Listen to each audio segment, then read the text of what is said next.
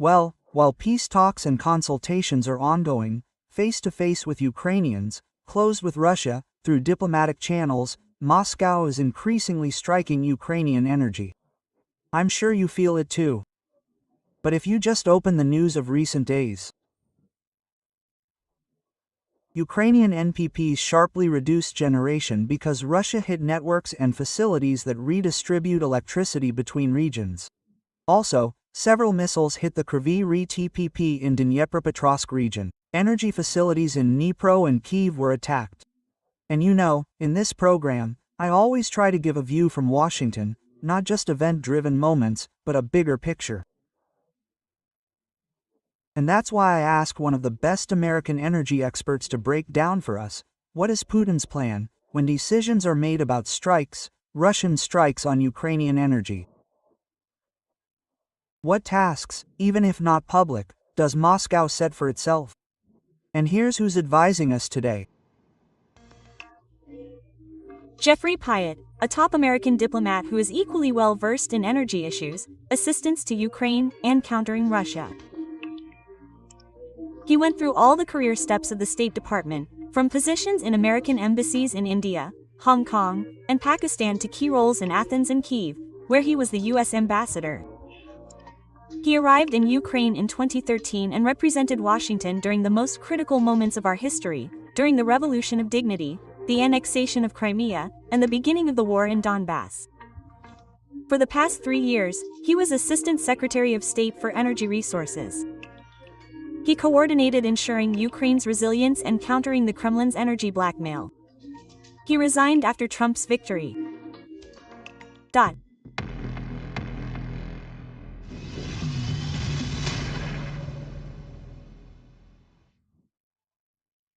And we can't avoid talking about the Zaporozhye plant, since Kellogg mentions it as key to peace. And very alarming events are happening around it. The IAEA says there was a total blackout just days ago, meaning no external power. This dangerous nuclear site was cut off for half an hour. And that's the 12th, just imagine, the 12th such incident during the war. And you know, there's growing talk among Western military.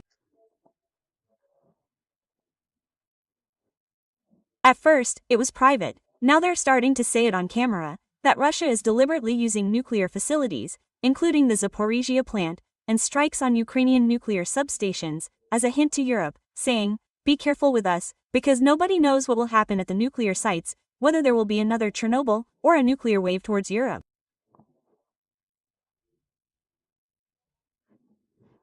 And frankly, when I first heard about this, I thought it was nonsense. An exaggeration, a conspiracy theory. However, quite authoritative military figures have started talking about it openly, including in our program. Well, look.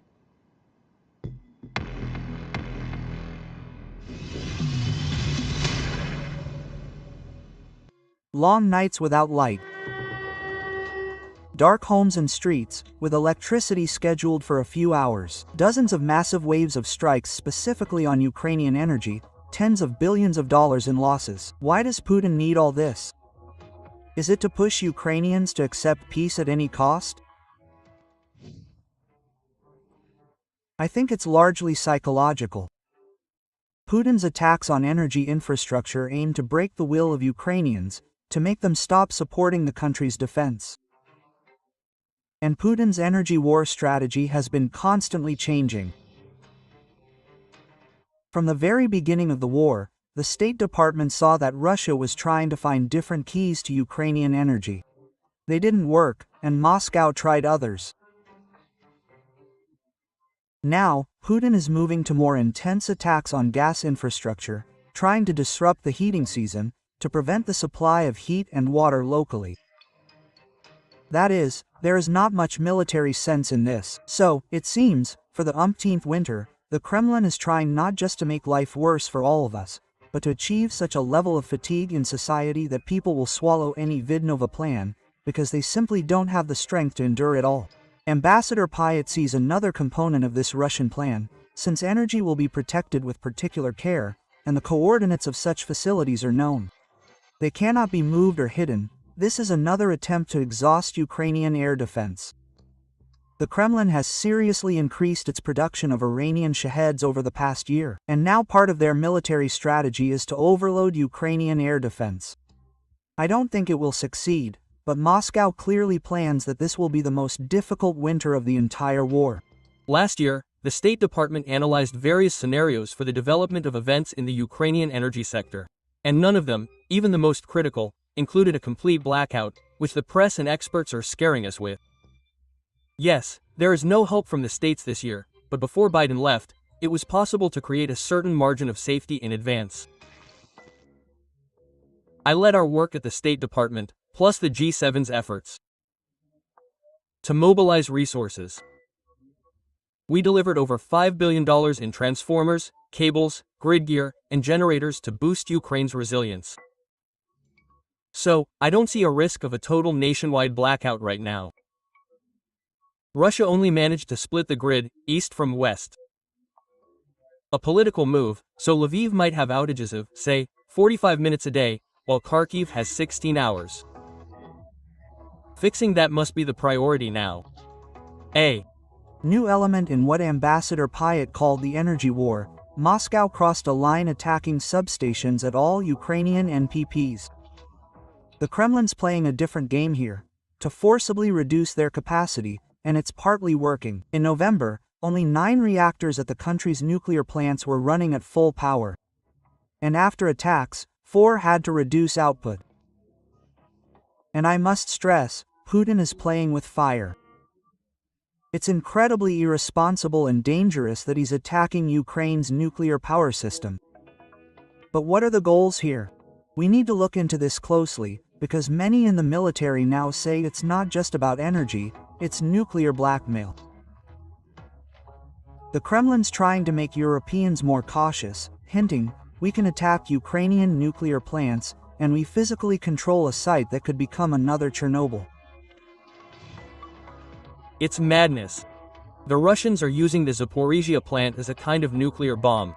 And I know what I'm saying. A recent report revealed Russians widely used chemical weapons at the front this year. So, the idea they might use the NPP as a nuke is loud, but plausible to me. Hamish Dobredin Gordon, a respected military figure. His book, Chemical Warriors, is a bestseller, after nearly 25 years in the army.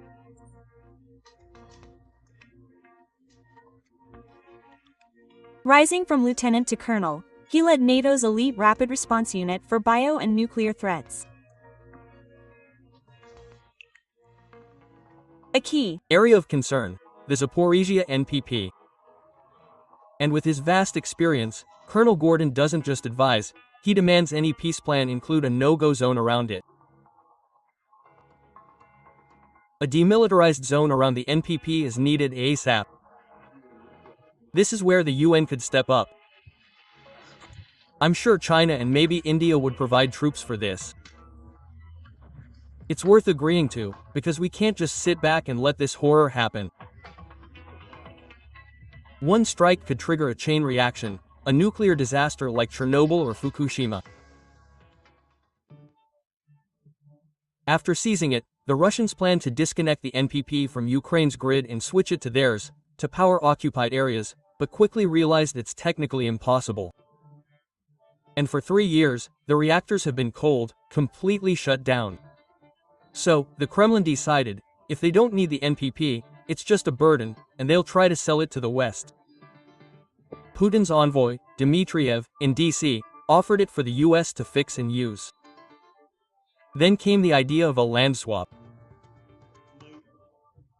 But the key thing is, that land has no military value. If we could create this 30-mile safety zone around the plant, the risk of a nuclear disaster, so to speak, would be off the table. It wouldn't affect the Russians' front lines or impact Ukraine's defense. There's no reason to delay. Turns out, there are reasons. Moscow, when they tried to sell the Zaporizhia plant, now under Vitkov's plan, which calls for international control, not a neutral zone, splitting the power between Ukraine and Russia. Basically, what Moscow couldn't fix themselves, they want the EU or IAEA to do, and pass it off as major concessions. And Ambassador Pyatt is firm. Safely restarting the plant today is impossible, due to the Kakhovka Dam's destruction, water shortages for reactor cooling, and risks of connecting the plant to the grid. So, I have serious doubts that the current proposal is even feasible. I'm skeptical due to the technological impossibility, the plant's current state, and the fact that all the Ukrainian engineers who understood the Western equipment there have been exiled, jailed, or killed. So, I have huge questions about this point, not to mention the other 27 points of Vitkov's plan. Now, back to the forecast for this winter. Ambassador Jeffrey Pyatt is blunt: it could be extremely difficult. And this, of course, isn't meant to exaggerate or scare, but rather to warn about possible scenarios. The worst of which would be the collapse of the heating system due to insufficient gas and the risks that creates. But you know, Dmytro, I lived in Kyiv for a long time myself. I know how Ukrainians can endure hardship. So, I'll say this: your heating system is now your key vulnerability, and Putin's systematic strikes on the gas network are weakening it. At the same time, he's wrong if he thinks General Frost will give him the chance to use winter against Ukrainians. If you remember history, Hitler bombed London with the same goal, wanting to break the will of the British, but that didn't change the outcome of the war, did it? So, I expect the same will happen in this energy war that Putin has started.